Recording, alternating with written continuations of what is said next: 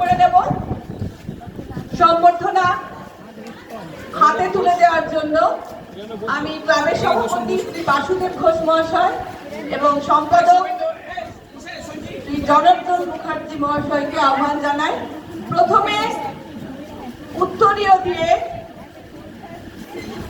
ওনাকে আমরা বরণ করে নিচ্ছি। আপনারা একটু জোরে করতালি দেবেন।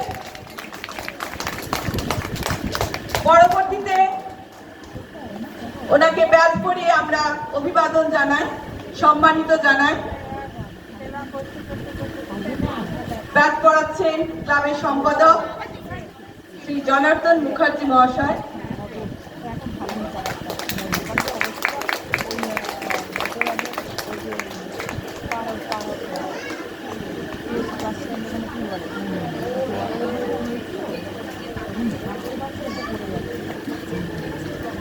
পুষ্পার্ঘ তুলে দিচ্ছে জয় নারায়ণ ঘোষ মহাশয়। আপনারা জোরে করতালি দেবেন। আমরা এরকম একটি বিশেষ দিনে, এরকম একটি প্রতিষ্ঠা দিবসে আমরা শ্রী মদন মিত্র মহাশয়কে আমরা পাশে পেয়েছি, তাই ওনার মুখ থেকে আমরা কিছু মূল্যবান বক্তব্য এখন শুনে নেব। আমি মাইক্রোফোন ওনার হাতে তুলে দিচ্ছি।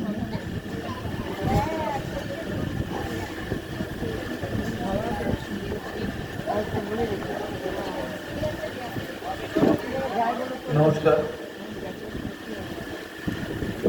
বন্ধুমহল ক্লাবের সভাপতি বাসুবাবু, সম্পাদক জনার্দন বাবু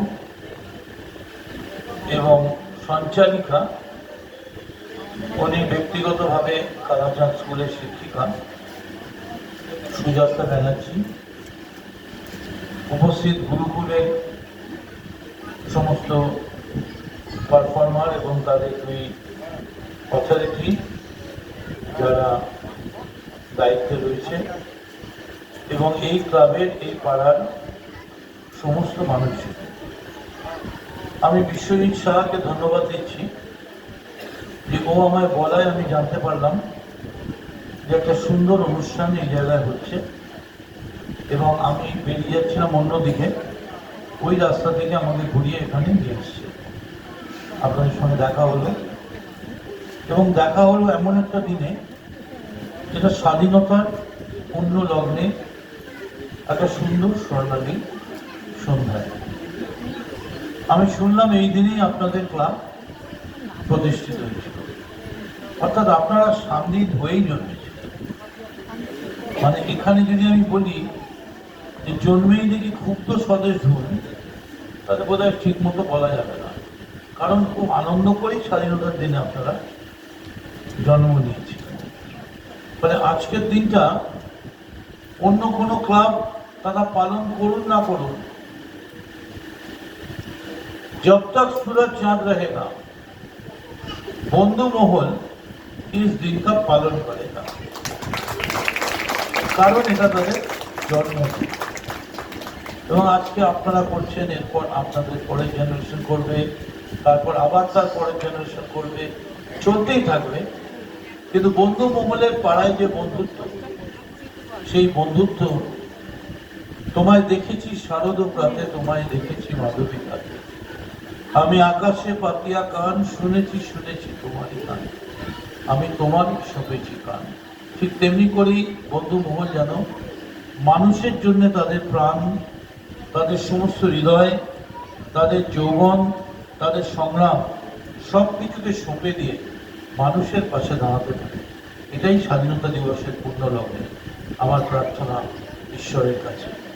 তার কারণ আজকে অনেক গান হয়, কিন্তু সব গানকে ছাপিয়ে ওঠে একটি মাত্র গান। পণ্ডিত নেহেরু বললেন, আমি চীনের দিকে ছুঁড়ে দিয়েছিলাম বন্ধুত্বের ফুল, ওরা আমায় ফিরিয়ে দিল বুলেট। 1962। पंडित नेहरू चोखे जल, गान गाइले लता मंगेशकर, वो मेरी वतन की लोगों जरा आंखों में भर लो पानी, जो शहीद हुए हैं उनकी जरा याद करो कुर्बानी। আমরা কিছুই দিইনি, আমরা আমাদের শরীর থেকে একটা ভালো জামা কাপড় ছেড়ে দিতে আমাদের কষ্ট হয়, মনে হয় এই জামাটা দিয়ে দেবো, কিন্তু এরা সারা জীবনটা দিয়ে গেছে। তাই আমাদের দায়িত্ব এই শহীদদের। আমি কালকে একটা বই দেখছিলাম, আমি জানি না ওটা সাউথ ইন্ডিয়ার বই কিনা, ব্রিটিশার্স অ্যান্ড নেতাজি সুভাষচন্দ্র বসু।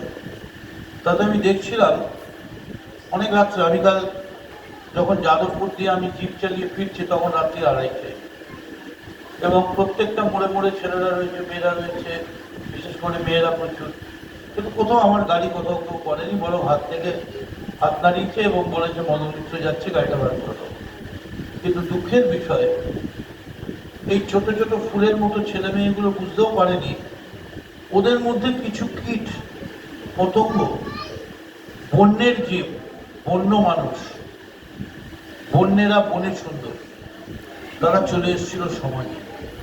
এই বাচ্চা ছেলে মেয়েগুলো বুঝতে পারেনি আমাদের মিছিলে ঢুকে আমাদের গায়ে বন্দুক রেখে এলো ওরা লোহার হাতকড়ি নিয়ে, নখ চাঁদের চিহ্ন তোমার নেকড়েছে, ওরা মানুষ মারার দল। একদল মানুষ মারার মতো ভাঙচুর চালালো, তাণ্ডব চালালো। এবং আমি ধন্যবাদ জানাই, পুলিশ শুধু একটা অর্ডারের জন্য অপেক্ষা করছিল। One order, single sound from the chief minister, fire, action. 500 মেয়ে কালকে লাশ পড়ে থাকতো, কিন্তু পুলিশ, আমি কংগ্রাচুলেট করি পুলিশকে। কালকে পুলিশ, কলকাতা পুলিশ প্রমাণ করেছে যে কলকাতা পুলিশকে একদিন স্কটল্যান্ড ইয়ার্ডের সঙ্গে আর তুলনা করা হতো, কাল কলকাতা পুলিশের ভূমিকা অতুলনীয়। ওইভাবে মার খাওয়ার পরেও, ওইভাবে বৃষ্টিতে, আমি তখন ছিলাম রাস্তায়, কি বৃষ্টি, আমি শ্যামবাজারের মোড়ে এসেছি, আমি কালীঘাটের মোড়ে গিয়েছি, আমি সাউথ সিটির মোড়ে গিয়েছি, যোধপুর পার্কের মোড়ে গিয়েছি, যাদবপুরের মোড়ে গিয়েছি, সব জায়গায়। বাড়িতে চিন্তা আরম্ভ হয়ে গেছে, আমি ফিরেছি 4:45। কিন্তু আমাদের কতগুলো লোকের ওপর দায়িত্ব ছিল কিছু কিছু জায়গায় যোগাযোগ রাখার, সেই মতো আমি আমার দায়িত্ব পালন করেছি। কিভাবে ভাবুন, আপনাদেরই বাড়ির আত্মীয় স্বজন ওখানে থাকতে পারে।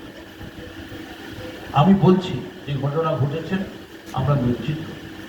আমাদের মুখ্যমন্ত্রী, যিনি সবসময় কেন্দ্রীয় এজেন্সির বিরুদ্ধে, তিনিও বলেছেন সিবিআই দিলে আমি তাকে স্বাগত জানাবো, আমার কোনো আপত্তি নেই। এবং এই প্রথম মমতা বন্দ্যোপাধ্যায় বলেছেন যে এই কাজ করেছে তাকে যেন ফাঁসিতে ঝুলিয়ে দেওয়া হয়। কিন্তু তারপরেও দেখা গেল তোমাদের পথ আমাদের পথ আলাদা হয়ে গেল। তোমাদের লক্ষ্য এক, তোমাদের নিশানা এক, তোমাদের নজর এক, তোমাদের দাবি এক। আমরাও একই সঙ্গে পা সুর করছিল তোমাদের সঙ্গে যাওয়ার জন্যে। উই ওয়ান্ট জাস্টিস, মুঝে ইনসাফ চাইয়ে, আমি ইনসাফ চাইয়ে। কিন্তু যেতে পারিনি, তার কারণ আমাদের কাছে খবর ছিল, আমরা বুঝে গিয়েছিলাম এই অন্ধকারের মধ্যে, কিছু অন্ধকারের মধ্যে রাত দখল করো। যে মেয়েরা অন্ধকারে রাত দখল করতে চেয়েছিল তারা কিন্তু কোনো অসভ্যতা করতে চায়নি। মায়েরা মাতৃশক্তি নিয়ে স্বাধীনতার আগের রাতটা তারা শঙ্খে ফু দিয়ে জানাতে চেয়েছিল, সারা পৃথিবী জেনে রাখো তোমরা ঘুমিয়ে আছো, বাংলার মায়েরা কিন্তু জেগে আছে। আজকে তার মধ্যে ঢুকে গিয়ে যারা এই নোংরামি করলো তাদের বিরুদ্ধে আমাদের পথটা আলাদা হয়ে গেল। বাট একটা কথা আপনাদের বলে যাই, সত্য উদ্ঘাটিত হবেই। বিবেকানন্দ বলেছিলেন টু এর ইজ হিউম্যান, ভুল হতেই পারে, কিন্তু ভুল হওয়া মানে সত্যকে চেপে যাওয়া নয়। আজ নয় কাল সত্য উদ্ঘাটিত হবে। দোষী ছাড়া পেয়ে যাক, আপত্তি নেই, নির্দোষ যেন শাস্তি না পায়, এটাই ছিল আমাদের আবেদন। দোষী যারা তাদের গুলি করো, ফাঁসি দাও, ফায়ারিং স্কোয়াডে দাও, কিন্তু যে নিরীহগুলো ওই ট্রলি ঠেলতে ঠেলতে, কোমরে ভাঙতে ভাঙতে, কোলে করে বাচ্চা শিশু নিয়ে হাসপাতালের গেট থেকে চলে যাচ্ছে, এক একটা ডাক্তার তৈরি করতে এক একটা সরকারের কত লক্ষ টাকা করে খরচ হয়, তারপর যদি তোমরা তাদের না দেখে তাড়িয়ে দাও, হঠাৎ দেখবে ওই মিছিলের মধ্যে ওই যে পেশেন্ট তাদের মধ্যে দেখবে হঠাৎ তোমার চেনা মুখ, আরে এ তো আমার বাড়ির ছোট্ট মেয়ে, এ তো আমার মা, এ তো আমার ভাইকে নিয়ে এসছে। তখন তুমি কিন্তু আর বিচার চাইলেও বিচার পাবে না, কারণ তখন অনেক দেরি হয়ে গেছে। তাই আপনাদের কাছে বলে যাই, মাথা উঁচু করে চলুন, মনে রাখবেন, এটা ইন্ডিয়া, এটা অন্য কোনো দেশ নয়। এটা ইন্ডিয়া এবং ইন্ডিয়া থাকবে, ইন্ডিয়া কখনো চলে যাবে না। তাই ইন্ডিয়ার জন্য আমাদের সবাই স্লোগান হোক, আজ এই স্বাধীনতার পূর্ণ লগ্নে উদয়ের পথে শুনিকার বাণী, ক্ষয় নাই ওরে ক্ষয় নাই, নিঃশেষে প্রাণ যে করিবে দান, ভয় নাই তার ভয় নাই। সকলের উদ্দেশ্যে সকলকে নমস্কার করে আমি আজকের এই পূর্ণ লগ্নে আপনাদের সকলকে প্রণাম জানিয়ে গেলাম। দূর থেকে যারা আমাদের এই আওয়াজ পাচ্ছেন তাদের সকলকেও আমি মদন মিত্র, এই এলাকার আপনারা আমায় বিধায়ক করেছেন, আপনাদের গঙ্গার জল দিয়ে পা ধুইয়ে দিল, আপনাদের কাছে আমার ঋণ কখনো শোধ হবে না। আমি থাকবো, আমার যেটুকুন ক্ষমতা আছে আমি অঙ্গীকার করছি, যে কোনো সময় যে কোনো পরিস্থিতিতে আমায় ডাকলে আপনারা পাবেন, আমি নিশ্চয়ই করে আপনাদের পাশে থাকার অঙ্গীকার করছি। ভালো থাকবেন, থ্যাংক ইউ ভেরি মাচ। আমার ব্যাড লাক যে আমি গুরুকুলের নাচটা দেখতে পারলাম। ঠিক আছে।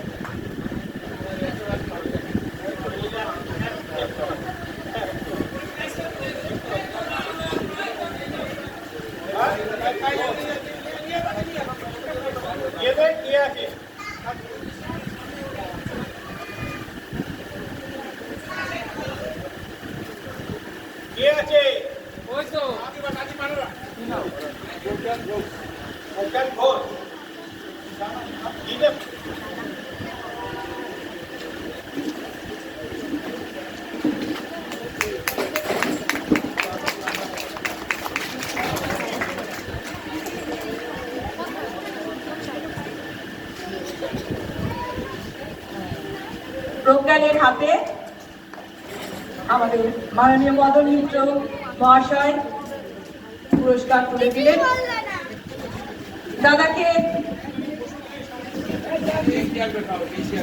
দাদাকে আমরা মদনদা হিসেবেই চিনি, মদনদা হিসেবেই জানি। দাদা আমাদের নিজেদের দাদা। দাদা যে কথা উনি বলেন, যে আশ্বাস উনি দেন, এতদিন পর্যন্ত আমরা দেখেছি সেই আশ্বাস উনি রাখেন। আমরা ওনাকে আজকের অনুষ্ঠানে পেয়ে খুব খুশি হয়েছি। মাননীয় মদন